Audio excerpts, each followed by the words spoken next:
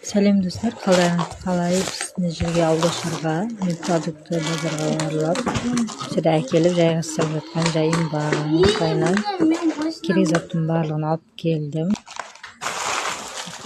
Неке осы жерде мен набат қанттар алдым.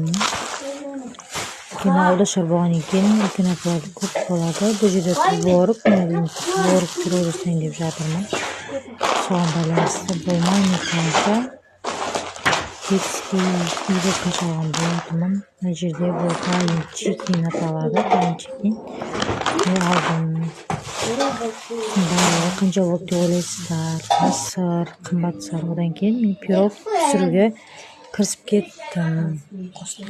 Пирог әрине бұл Орео деген пирог. Қазіргі 2025-те хит болып жатқан пирогтың бірі.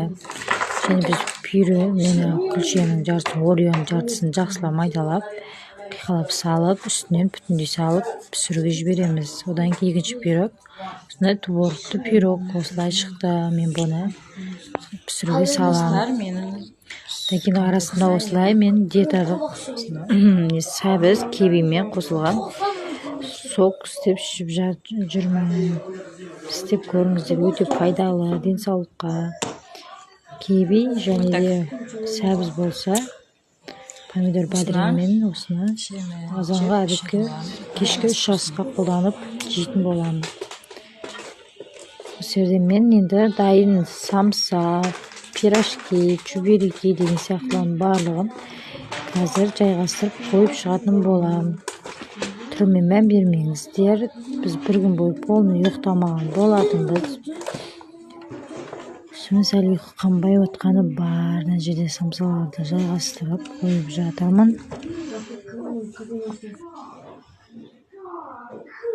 Осылайынан мен самсаны екі түрінен пісіріп, мына жерде блинчик қойып жатырмын.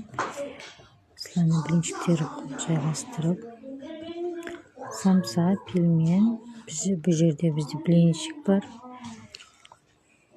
Мына жер көкшетау әкеліп айтып шығамыз. Одан кейін осы жерде мен бағанағыдай пирог дайындап жатырмын. 2 түрлі пирог.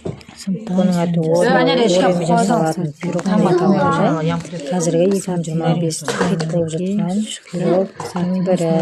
Осылайынан істеп жатырмын. Ұнаса лайк. Мына жердегі пирог күлшені осылайынан майдалап, жартысын салып, жартысын бүтіндей бетіне қойып пісіруге жібереміз.